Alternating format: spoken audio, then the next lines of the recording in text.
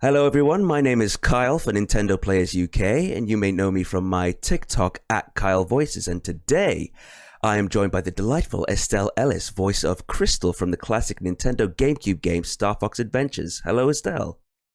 Hi, How are you? I'm really well, thank you. How are you? Perfect, thank you. I'm very well, thank you so much.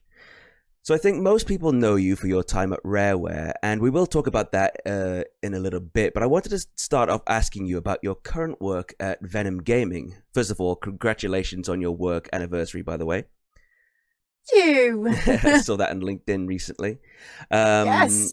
so I think Venom is a staple brand here in the UK, and I think you'd be hard pressed to find an elder gamer who hasn't bought at least one Venom product in their lifetime. So just wondering if you could explain what your role at Venom is. Okay. So yeah, as you said, it was my anniversary, and I've been working for Venom like 7 years now. And where that time's gone, I don't know. But anyway, so Venom, basically, I was employed initially to take part of their in their like mobile side of the business.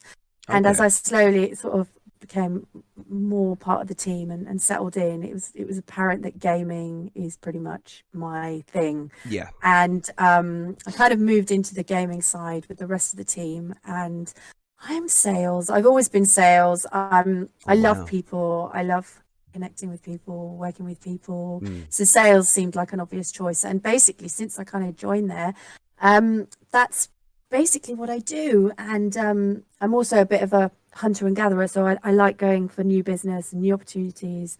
I like new ideas, seeing where else we can get the products in and where we can get our brand in. So I'm more business development these days as I would be standard sales, but I look after most of the UK accounts. Oh wow. I've started to manage some French accounts as well. Obviously, being half French, it would be silly for me not to try. It's been very hard, I'm not going to lie. But we're working with France, so I manage the accounts there, manage a few accounts in the Middle East, and loads of other, some dabbling in North America. So basically, we're quite a small team, so we'll chip in where needed. But essentially, my role is sales and getting our awesome range out into the public. Wow. Very cool. Very cool. You also worked at Mad Catz as well. Was that a similar role? It was, to be fair, that's kind of where I initially cut my teeth Mm. in the sales department, so to speak. I initially started as sales support for the sales director, and this makes me laugh every time. And my very first account, and it was a baby one, and it was one that I was allowed to kind of play with and do my thing, and I had my own buyer, Mm. and that account was Amazon. Oh wow. And I know that's why looking back, I'm like, oh, God, that's the equivalent of giving, giving a newbie, I don't know, something like Curry's, or a mass, or an Asda or something. Yeah. So back then it was quite small, and it was, there you go, Estelle, you go and work with Nick and see how you get on. And at the time there was play.com as well, which obviously one went one way I and the other remember gone the that. other. So there was the two at the same time, and initially I was given Wow. Amazon. Are Um, they Rakuten.com now? Is that the same company or am I Oh, crazy? do you know what? I don't actually know, to be quite honest. I know because they were based in Histon.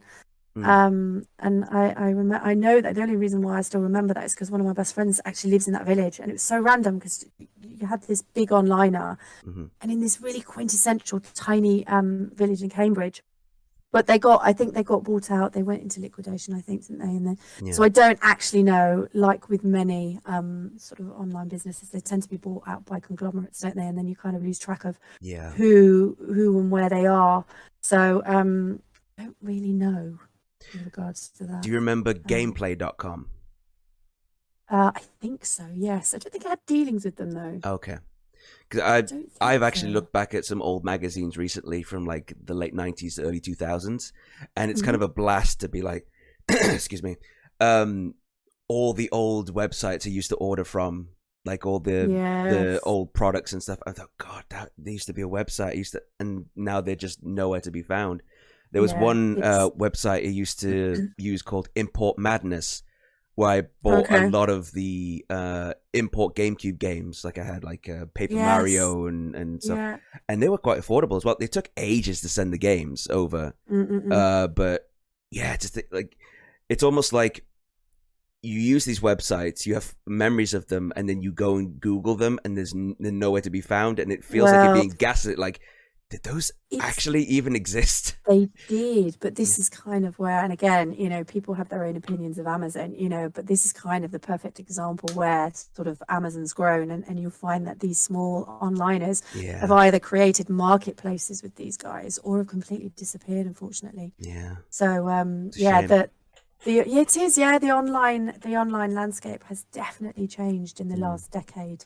More so, well, obviously, since lockdown and all of that, yeah. things have changed, and it is sad because all those little ones, um, were part of that, I suppose, exclusive like gaming group that Mm. was a bit like Game Station. It kind of I liken I it was to about that to sort of. mention Game Station, yeah, because Yeah, that was amazing. yeah, Oh, they were a great retailer. They're based up in York. The all team were right, amazing. I mean, admittedly, a lot of them are still working for the game now, but their yeah. whole No, the game and was, Game Station were yeah, pretty much the same company. yeah, and they closed Game Station down, Yeah, which I don't think they should have done. But anyway, that's no. just me because I really like that kind of, it's a bit Granger Gamesy as well. But needless to say, they've kind of Oh, that rings disappeared a as bell. well. They were based up north, Geordie lads, and Mm, they did a very similar model.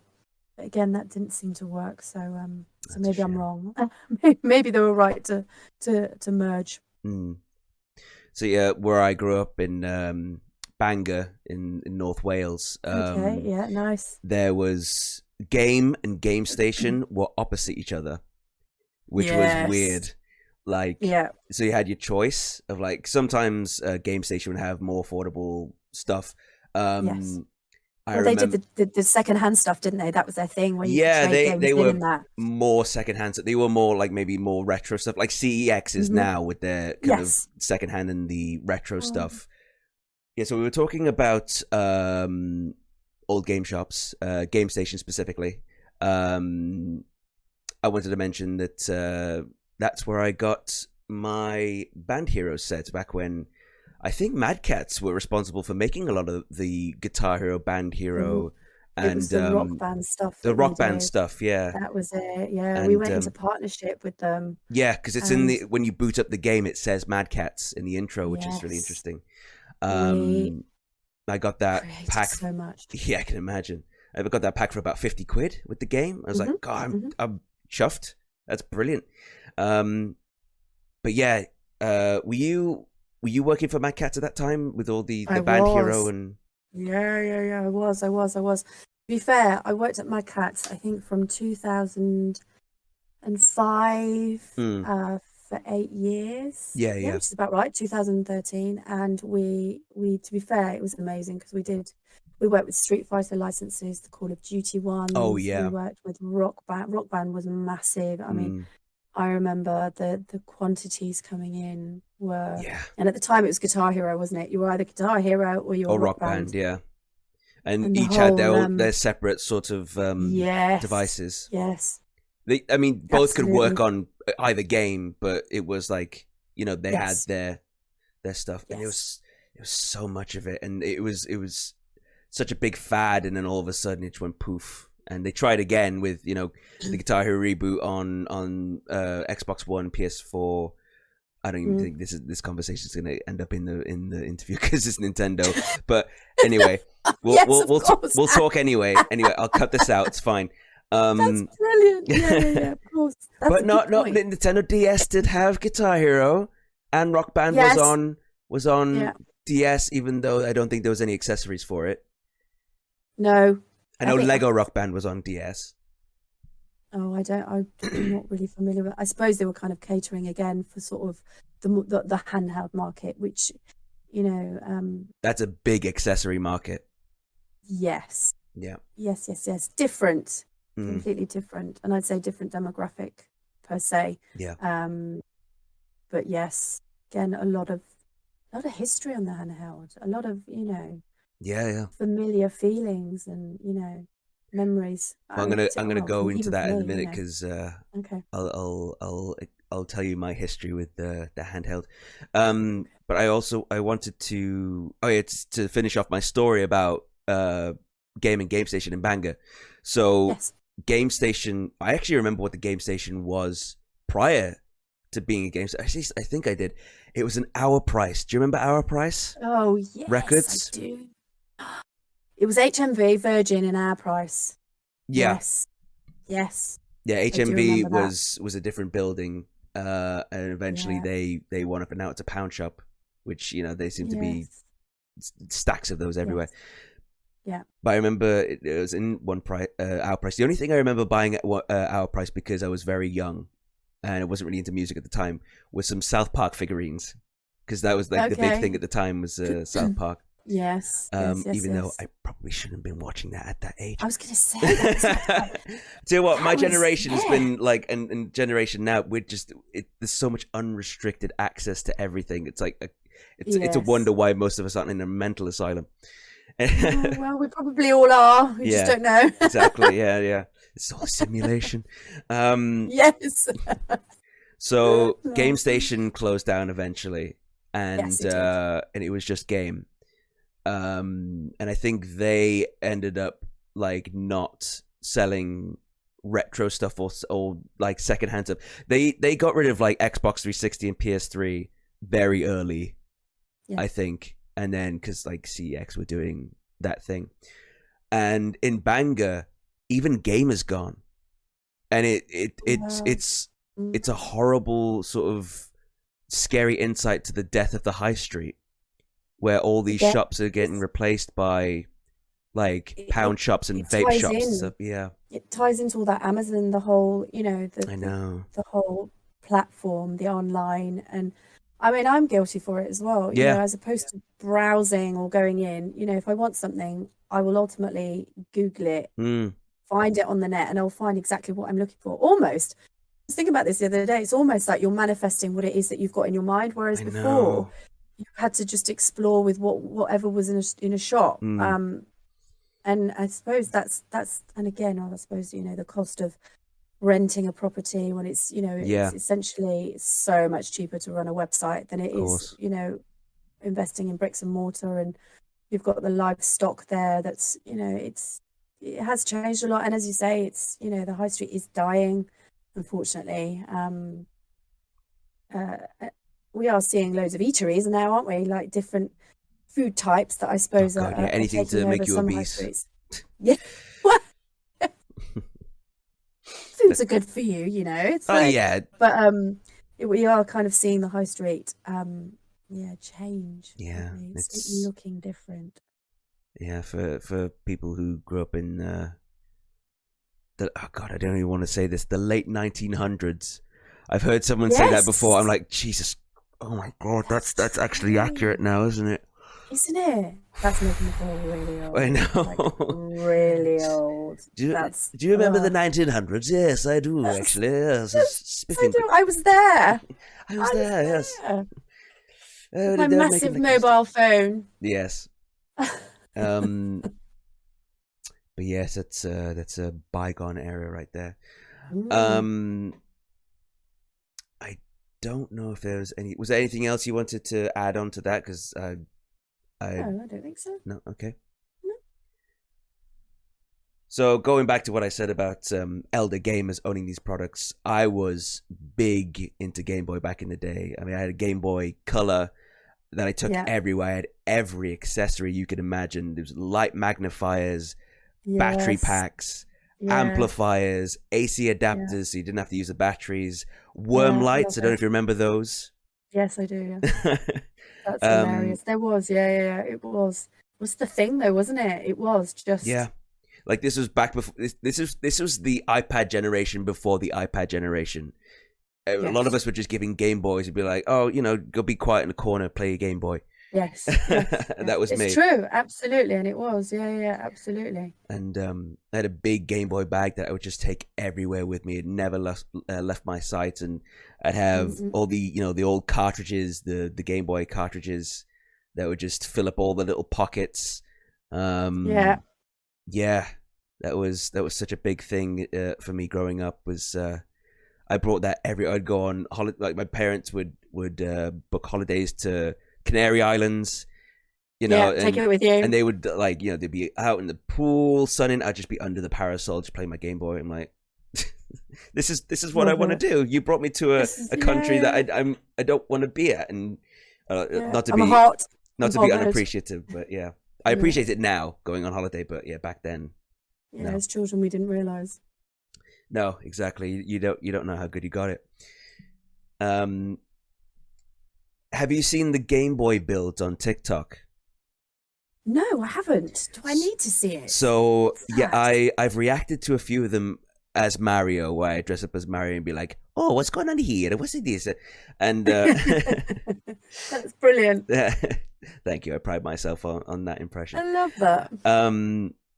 I'll have to show you those later. So basically, there's a guy. I think the channel's called like Unpacked or something like that. He'll get a Game Boy, whether it be the classic like first generation Game Boy, Game Boy Pocket or Game Boy Color, and just build these ridiculous setups where it's like light amplifier, light magnifier. Sometimes it's got an amplifier built into it, and he puts an amplifier in the bottom, plugs that amplifier into that amplifier, and it has like a control enhancer and a worm light and all this stuff, and it just makes these like monstrosities, and it's so entertaining to watch. And you think about, wow, that is what our Game Boy builds were like, because we had to make do. In those days, it wasn't, most handhelds didn't have backlights. No, quite. No, they were basic, weren't they? And to be fair, my first handheld experience was it the Game and Watch? Oh my god, yes. Tiny ones, tiny, and they were just like the beep beep. Were they the Nintendo ones, or were they like just generic? No, they were the Nintendo ones. And I remember at the time, I think they were about £25, and I think even at the time, my parents were like, "God, this is really expensive." But you'd get through it, and then you'd finish the game, and then that would be it. And then you'd just then you'd throw it. I mean, I know they're worth a lot of money now. I mean, there's it's like, God, where are history. What have I done with them? I know. But yeah, they got no backlighting. You couldn't play them in the dark or anything like that. It was very basic. But I think that was my first ever handheld experience. And I remember. Wow. Being about 9 or 10, sat in the back of the car. Really? Wow, that's really interesting. With those small ones. So that would have been not to date you or anything, but like mid-80s. I'd say. Yeah. Okay. Yes. Fair enough. Yes. See, I remember having some LCD handhelds. They weren't Game & Watch specifically, but even when I had a Game Boy and all these games, for some reason, I just like, oh, I need to have this LCD game as well. One was a Mighty Max game. That was really popular in the 90s. I don't know if you remember that. It was like the male equivalent to Polly Pocket. Oh, yes. Okay. So you had these little tiny microscopic sort of figurines. And there was a TV show Brilliant. as well. You'd never have that these days, would you? Because it'd be like a choking hazard. Exactly. Wouldn't it? Yeah. This is a fun fact. You mentioned choking hazard. Did you know that Nintendo Switch games are coated with this horrible tasting material to prevent kids from putting them in their mouth? The cartridges? Yeah. Do you know what? That kind of makes sense because they are really small, aren't they? Yeah. I mean, they're like SD cards, aren't they? Yeah. Yes, they are. And, well, funny enough, I sell a case where you can fit all your games in the back to keep them safe, because ultimately you spend a lot of money on these and they're so small. Oh, yeah. But it doesn't surprise me because I dare say someone's child out there has just thought, I'm going to see what this tastes like. Yeah. I'm put somewhere, you know, somewhere in the world, some child has just decided, or some child's sibling, younger toddler sibling, has tried to ingest this thing. And then one trip to A&E later. Yes. yes. So I didn't know that. So that's like a rather interesting fact. Yeah, I think they found that out pretty early on. Like, brilliant. When it first came out, the Nintendo Switch and like Breath of the Wild came out, there was like a video. It'd be like, Nintendo Switch cartridges taste awful, and I'm like, who tested that? That out. Who tested that? It's like, who did that? Like, that's hilarious. It is hilarious. Unless it was a marketing thing, and they did, there you go, say that, and then it spreads. Maybe like maybe it was wildfire. part of the marketing material. Possibly. Who knows? Yes. But yeah, you mentioned like all the games in the pack, and when I if I'm not traveling, if I'm just going out, I will make an effort to like remove every game cartridge that I can't afford to lose. Because a lot of these games, like Breath of the Wild, Mario Odyssey, all these first-party Nintendo games, they're very expensive. Totally. So I just get one of my polycarbonate cases. Oh yes, all the games in the available at all good game retailers. Yes, absolutely. Or the Venom website. Oh yes, venom.co.uk. Venomuk.com. Oh, venomuk.com. There you go. There you go. Hang on, let me just checking. No, I'm on it right now. It's venomuk.com. Yeah. There we have it. Fantastic. Little plug. But yeah, going back to the backlit screens, I don't think it wasn't a mainstay in the gaming industry until devices like the Nintendo DS and the PSP. We could talk about the PSP because that's just gone now. It's like the buffalo. Yes. And I think that's when the accessory companies had to rethink their products and be like, oh gosh, this is now they raised the bar. It's like it's now this gap in the market. It's gone. It's been solved. What do we do now? And I guess that board meeting would have been quite interesting to be like, okay, what accessories, what gap in the market exists now? What can we create to fill that market? Like it was kind of a revolution in the, especially in the handheld market specifically. I know, like absolutely. I think that's when handheld kind of paved the way then for sort of everything else. If you can kind of do that in a handheld piece of hardware, then what can you sort of do with the rest of it? And it kind of, I suppose, and again, it showed people, and with the internet and that, I suppose people realized that gaming was actually a thing, became a big industry. Especially with the Nintendo DS, everybody and their mum and their grandma had a Nintendo DS. Didn't they? Because they used to do Sudoku. What did they used to do? They used to get Dr. Kawashima's brain training was a popular one. Yes, that was it. And they did all of that. And they got Nicole Kidman on the case, didn't they? They got all these celebrities. Oh yeah, they had like Rowan Keaton. And they did all these adverts, didn't they? And Nintendo just invested in this massive marketing thing, and it just basically just blew gaming mainstream in terms of, anyone in the household can game. Yeah, especially with the Wii as well. I mean, Nintendo in that time in the mid-2000s caught lightning in a bottle. They blew up. They did. I mean, Nintendo was already popular at the time, but that made it the most mainstream. They've always had that edge, though, haven't they? Really, and again, they do their own thing. They've always done their own thing, and they've been pioneering in that sense. Yeah, and I think, like you say, with the whole Wii, they introduced the interactive gaming model within the home, where it brought, essentially, I suppose, and these days when I go and pitch my products and when I go see retailers, the home is the hub now, and especially after lockdown. Oh, sure. The lounge, the home is the hub of entertainment, and all of that, I suppose, kind of the Nintendo paved the way for that. Come round and play on the Wii. You'd get family around, Christmas Day, everyone would be there playing tennis and whatever else it was. And it introduced that whole gaming wasn't somebody sat in their room in the dark eating pot noodle and gaming on a PC. It was like there was that perception, whereas Nintendo kind of doing their usual family thing, doing that creative family environment, they brought that into the home, and sort of paved the way for everyone. And now it's like it's standard practice. I mean, obviously for I'm working in the industry, but when I work with people, it's standard practice to find that people are gamers at home. Admittedly, there are some that don't, and and they have to learn, and it is a bit of a baptism of fire for them. But most people do. I mean, that most people have a console in the house, and I have 3 or 4, so most houses, and I think Nintendo had a lot to do with that. We can be thankful for that, to where we are today, I suppose. Yeah, sure, definitely. I think they also made an effort to make it as affordable as possible. Yes, I agree. You know, I would agree where with that. you had these 300, 400 pound consoles coming out. You had Nintendo with the, you know, the Wii Yes. wasn't that much more powerful than a GameCube. And I Mm. think that choice, you know, it kept the cost low, and that's why more Agreed. people were able to buy and enjoy their products, and that's why it became so popular.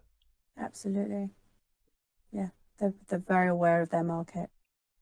Yes, definitely. I'm not so sure about these days, but back then, yes, they were.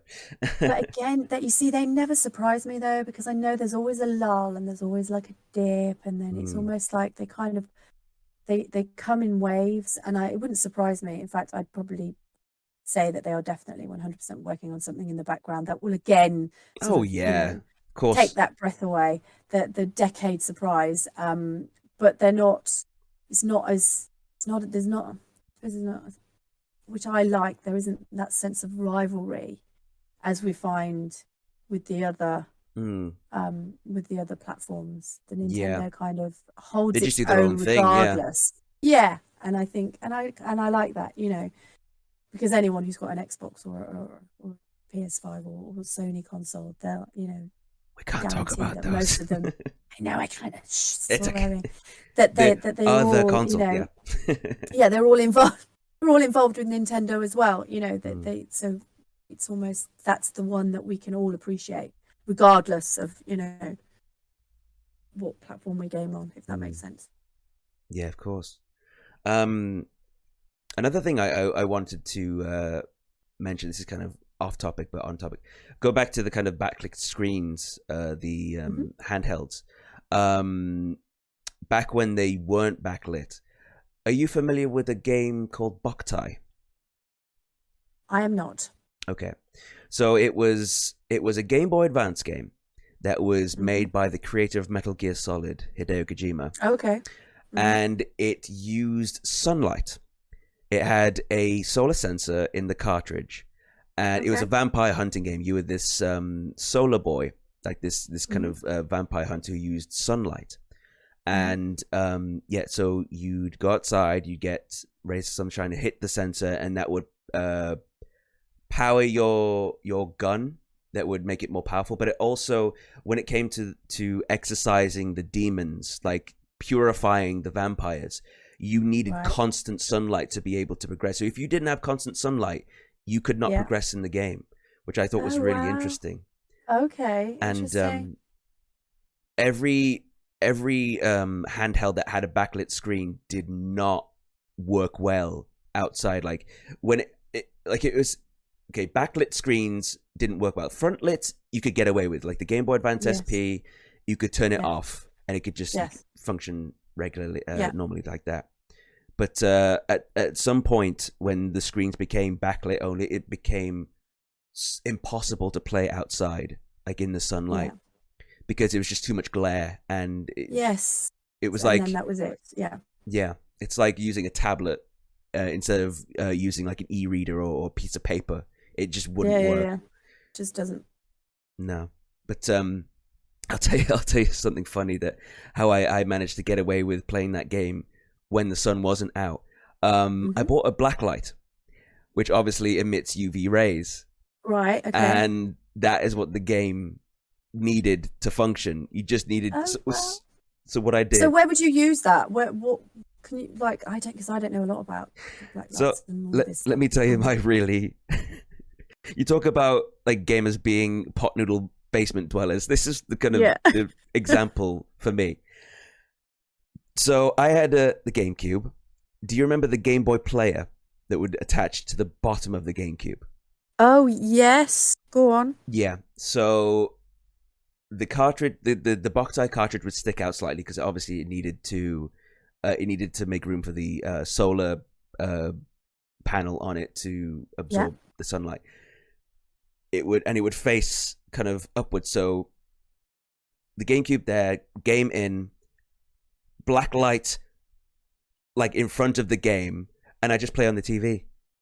Just like I'm indoors trying to play. Okay. I'm playing this game that requires sunlight and for you to be outside, and I'm just like, Yeah. I've cheated the system. Ha ha ha. I ha. love that. Yeah, it's a loophole. They're Yeah. brilliant.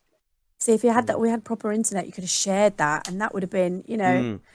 In those days, yeah, it would have been like hacks. Brilliant. I love it. Well, it's a bit like my little boy. He wanted to download FIFA and he wanted to do it early, so he changed his settings and put it to New Zealand so he could get it No like 12 hours way. early. Oh wow. But that's using your initiative. It's like It is, yeah. You could use a VPN as anyway. well, I suppose. Yes, I think. Do you know what? I think that's what he did. I don't. He's only 10, Yeah. but I don't. I let him do his thing. Yeah, kids He are asked me for bloody money, smart but yeah, these days, yeah. they are really. They surprise me. It's amazing what they learn. So another question I want to ask: are your family Nintendo gamers? Are they big? Do they have Nintendo stuff? Right. So my daughter, not at all. She is a TikToker. And my little Me too. boy, yes, talk to you about that. My little boy, he has got a Switch, but again, it's like fads, isn't it? And it's sort of, he used to play Fortnite on it, and obviously he takes it when we go traveling and that, which is fine. So he was, and then he's not, and then I dare say, depending on again what sort of titles come out, he will dip back in. I suppose this is what happens in this day and age. Most children have more than one console, and then depending on what games their friends are playing, then it kind of dictates as to where they go, doesn't it? It's, you know, it's of course not a strange one, it's an obvious one, but they tend to be led by the influencers, aren't they? And what the influencers are, especially at that age. Suggesting. Yes, totally. We've been talking for a while, and we haven't even talked about your time at Rareware, which is amazing. No, which is the big thing, isn't it? I know. So my question is like, how did you get the job at Rareware? Were you was it a translator that you were? So I was at university at the time doing a master's, and I was fortunate enough to know the Stampers, and they lived in the same village as me, and I went to the same school as their children. Wow, and they gave me an opportunity that I couldn't really sort of say no to, and they were lovely, and so I started doing a bit of work for them, and then as I'd finished my master's degree, I was looking for jobs, and I'd sent my CV in, but I think I'd sent my CV in. I think the lovely Carol had got in touch with me, and she'd spotted right in the depths of my CV that I'd done amateur dramatics quite young, and she kind of honed in on that, and sort of said, look, come in, you know, we can work your translation skills, we can work with those, and come in and let's see if you can do some voiceovers. And I think, in fact, I remember I'd got a proper job interview, and I was coming in to record some lines to see how I got on, and I remember missing my flight home from holiday. Oh dear. And the job interview was like I don't think it was at 10 a.m. or something, and I remember missing my flight from Malaga.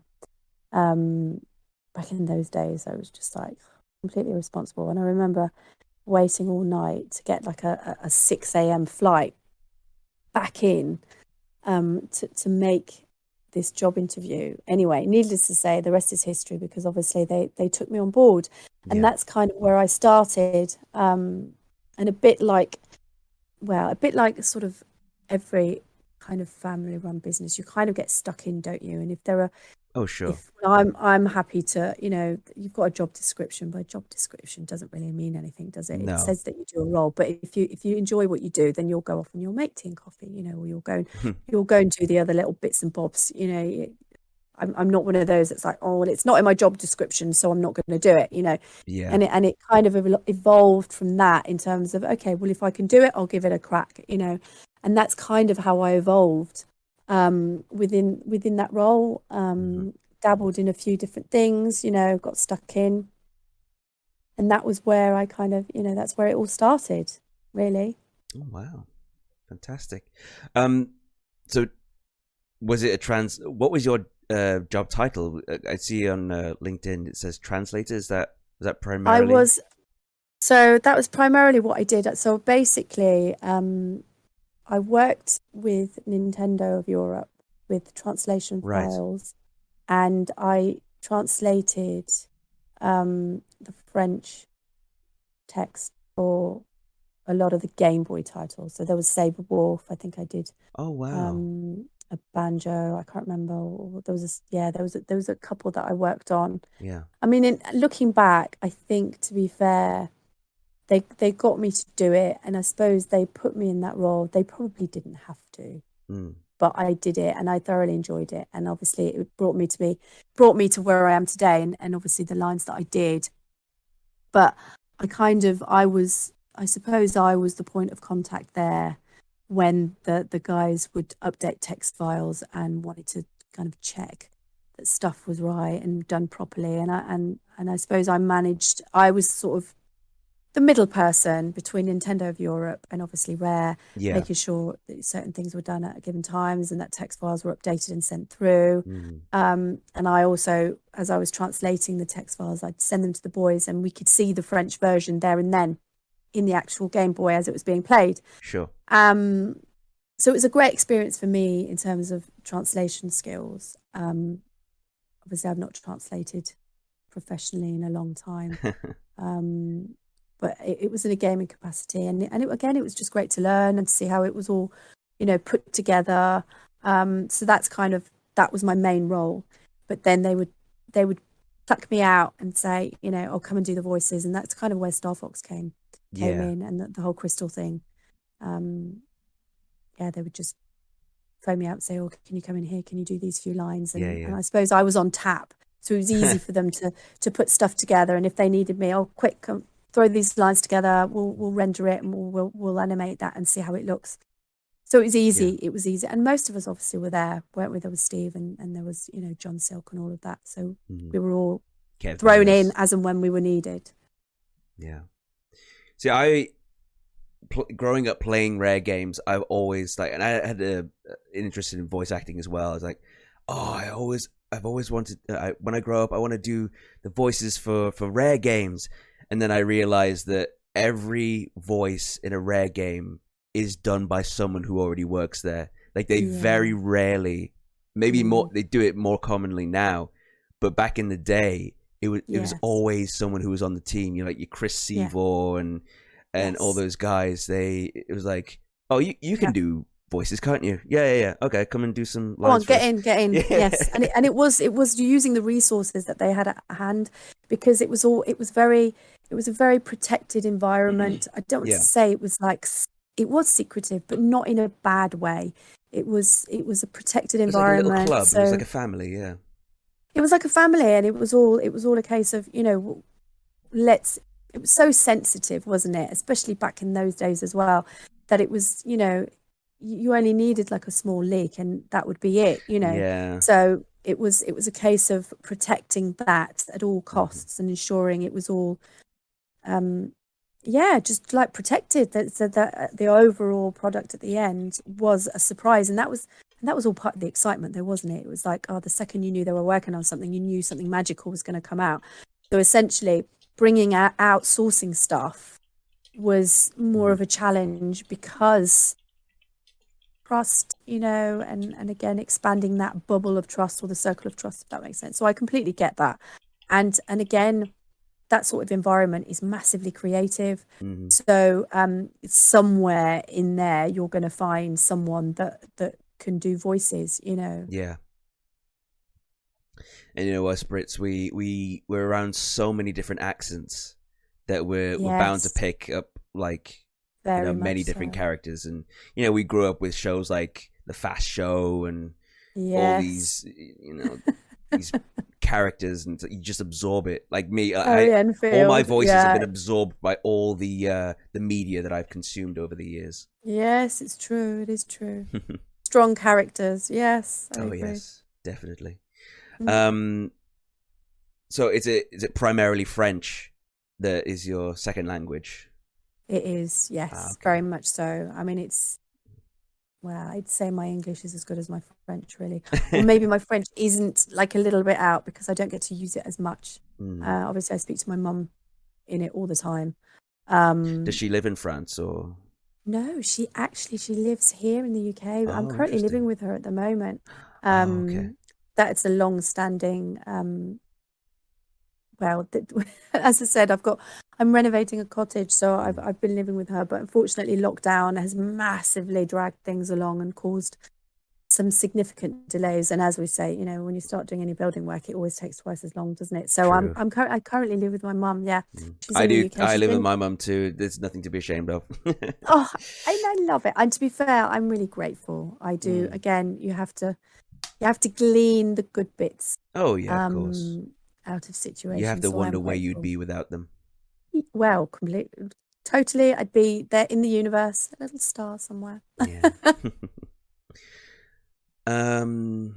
So it was European French. Obviously, they Yes. would have different people for like Canadian French, I'd imagine, because it's a different sort of like Latin Spanish is different from the European Spanish. To be sort of it's a different dialect, I'd imagine. Canadian French is well, the Quebecans, isn't it? Yeah.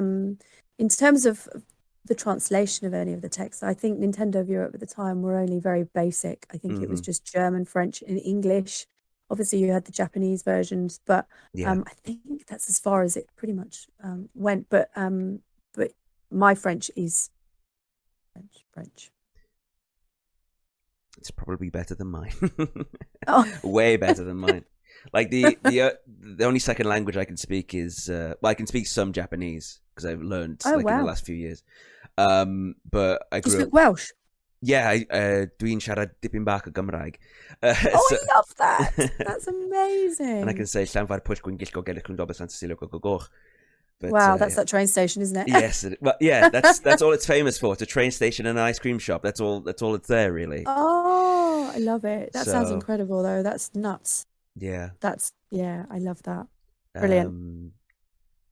Kind of off topic. There's a guy who's a really popular voice actor on online called Sea Dog VA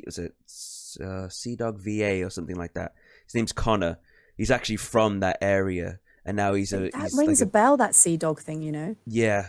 You probably would have seen him. I think he interacts with VTubers quite a lot, and he's from a Okay. similar area, but he made it. He lives in Japan now, and I'm just like, oh, Wow. if only the stars were aligned a little different way, that would have been me.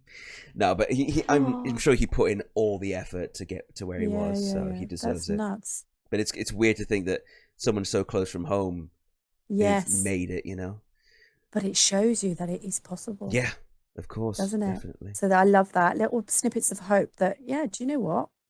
Put your mind to it. You can make anything happen. Definitely.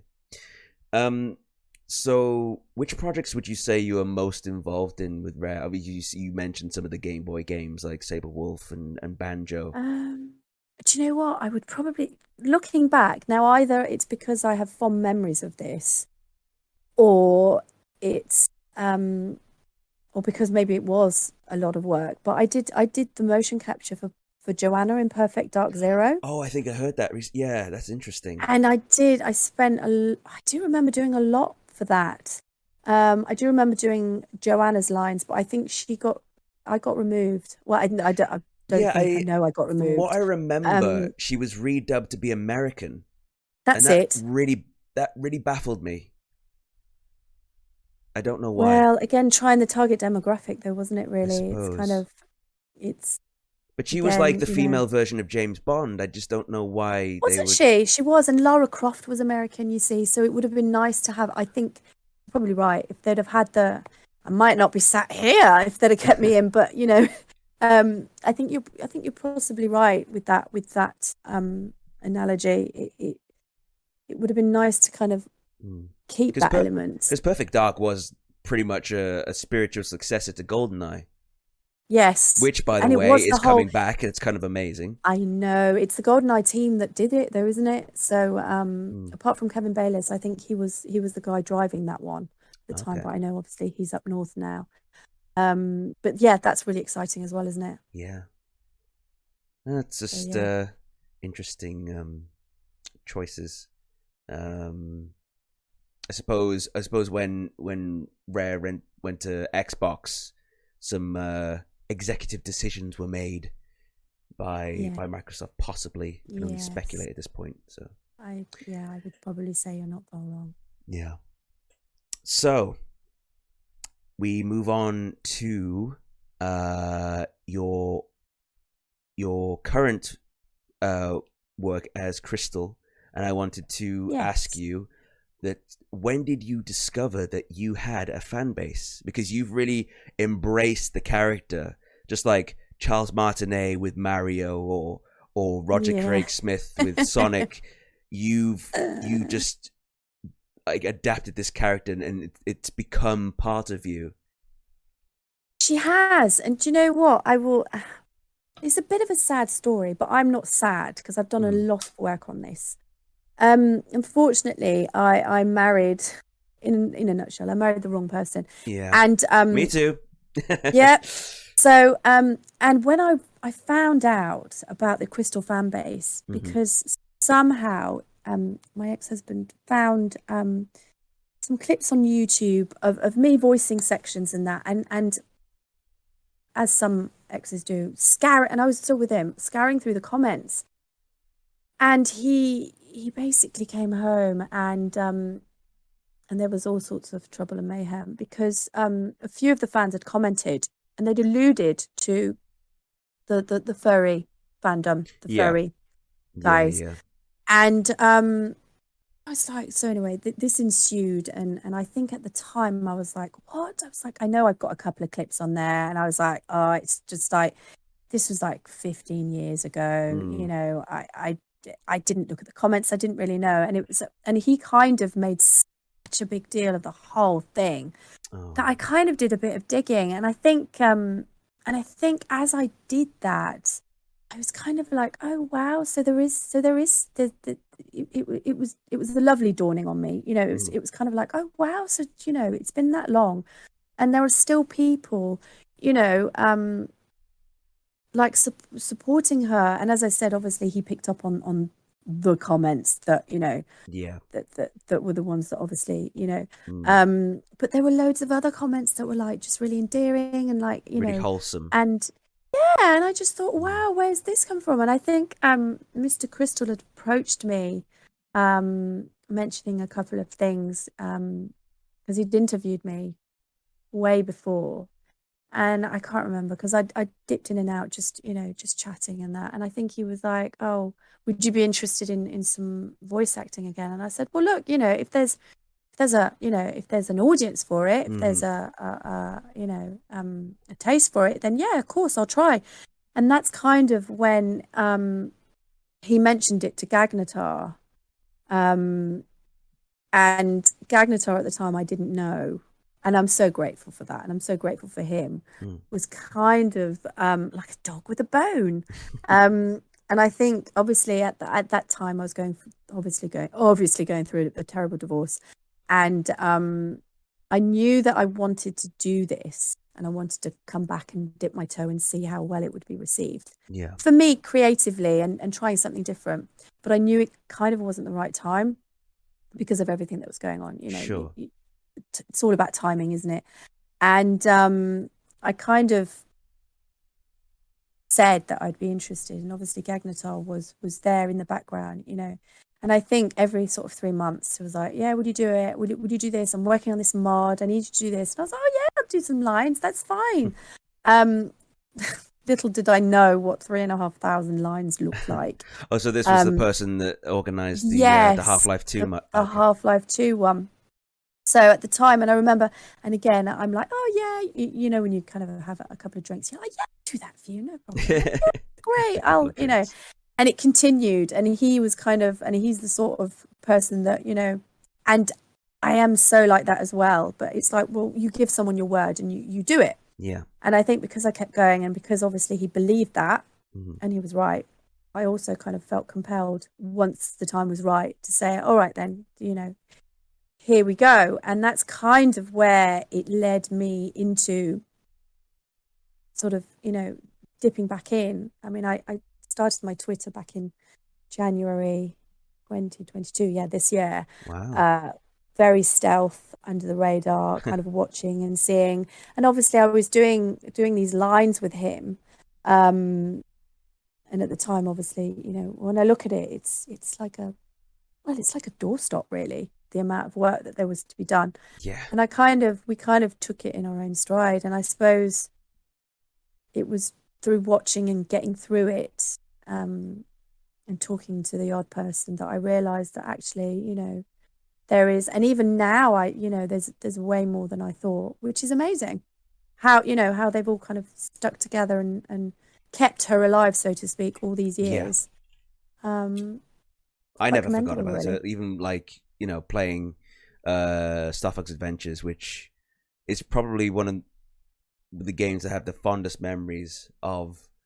Yeah, I never forgot about Krystal. She's just unforgettable, for lack of a better I word. love that. Yeah, that's lovely, and I'm sure loads of people will resonate with that, to be honest. And that's ultimately the feeling that I get from sort of working with people and the posts and the messages that I've got. Genuinely, it has been just really quite magical. There's been a sense of she's been so well preserved that way, if that makes sense. It's she's been popped in a time capsule. Like and literally the crystal that she was kept in the game. and I kind of, and it's really important for me to keep that for everyone, I think. I think I need to respect that and keep that. Yes. So obviously we've talked about the Half-Life 2 redub Yes. as Krystal, and how how many lines that was and how long that took to do it. If someone approached you and said, "Oh, I would like to redub this other game," say like Mass Effect, where it is like very much dialogue based, would you have kind of reservations about that? Would you be like, "Oh yeah, go on, give it a go"? Do you know what? I would probably give it a go because, but again, I suppose with the Half-Life 2 mod, Gagnatar really preserved her. So all you're essentially doing is you're allowing her to stay the same, but adapting her to her environment. Sure, because I noticed that a lot of when you bring the captions up, the stuff that Krystal says doesn't always match what Alex Vance, obviously the original character, would say. Obviously, the dialogue was changed to kind of suit Krystal's personality. I kind of ad-libbed that in terms of, it has to be, it has to be in keeping with her, essentially. And that's kind of what I would like to keep doing, regardless of what content there is. Essentially, we need to preserve her essence, so to speak. And it doesn't matter kind of, what game she'd be in. Yeah, exactly.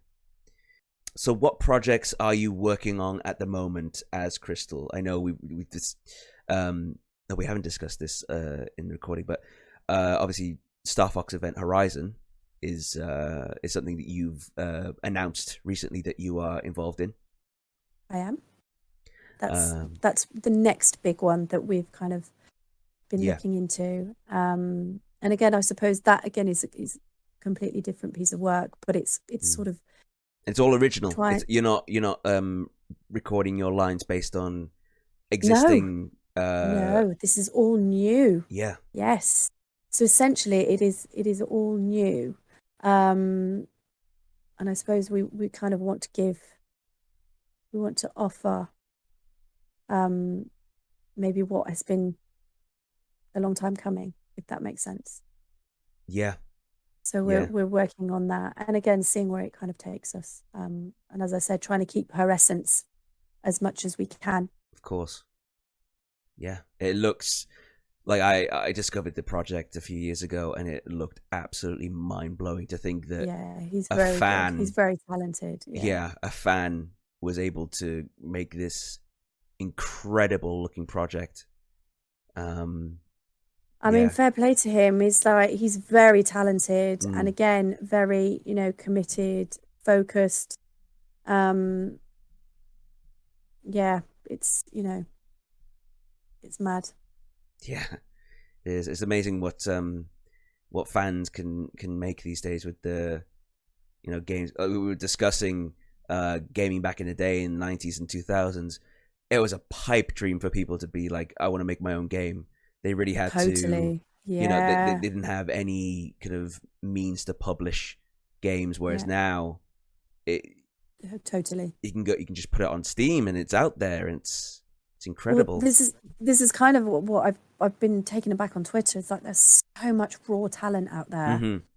that it's just, which is why again, if anyone has anything, just like share it with me, and because I Yeah. love seeing all of that stuff, and it takes so much time and effort, but it's just so much talent. I'm completely in awe with it, and I suppose that's what the internet has done. I mean, as much as the internet, can be a terrible place to be, Yeah, I was thinking that actually. It's also very, again, it's a tool, use it as you will, but it's a great place to be able to spread and share Sure. the talent that we wouldn't necessarily have seen or known about, No. So I'm definitely an advocate for that, for sure. Yeah, definitely. Like so many communities. Yes. Let's focus on the good communities. The good communities have come from the internet. It's been amazing. Absolutely. And the Star Fox and the Krystal one in particular, yeah, especially because Star Fox is quite neglected by Nintendo these days, unfortunately. It's nice to see people giving it life and carrying I think that's what we wanted to do, and just like, let's just give it a bit of love. Yeah. And we've got the capabilities to do that. So, of course. And as you can hear, this is my voice. So it's no different to talking to you, Yeah, exactly. Yeah, I think that about wraps it up for the for my questions in the interview. Is there anything that you wanted to plug? Like, well, maybe your Twitter or... Well, my Twitter, obviously, yes, of course, always open to new followers, and particularly to share, obviously, new art from fans. I love seeing all of that stuff. So that's my Twitter. Obviously, I have a Patreon set up, which is tied in with Event Horizon, that allows sort of inside content, early updates, Discord community where there's a whole bunch of us in there. That just basically just chat about all sorts all day. We have a monthly call. I'm on that, where we just, chew the cud, so to speak. And also, obviously, venomuk.com, which is my website for all sort of gaming accessories. Lots of Switch ones. I've got a Switch LED light up stand, which is amazing. Very cool. But again, my products speak for themselves, but I'm not about the hard sell. So if anyone's curious, then, please take a look. Estelle won't like you if you don't buy the products. So do you know what? In preparation for this, I should have got a code, really, shouldn't I? Should have got a code, like a discount code. That's fine. Code. I mean, from what I remember, Venom products are extremely affordable. They're like the most affordable accessories in terms of quality for value. Oh yeah, sure. They are. Yes, but I don't want to. I know I'm biased. I mean, I will say that. I will say that. Thank you. Thank you. Thank you. Yeah. So I mean, also while we talk about Event Horizon, I might be involved in the project as well with voices. So watch this space. Watch this space. Yes. I know. You might hear Fox coming in. Who knows? Anyway. Love it. That's brilliant. Yeah. So I just want to say thank you ever so much, Estelle. You've been amazing, and thank you so much for taking the time to speak with me today. I know it was kind of a short notice thing. No, thank you very much. No problem. This is Kyle for Nintendo Players UK signing out. Have a good one.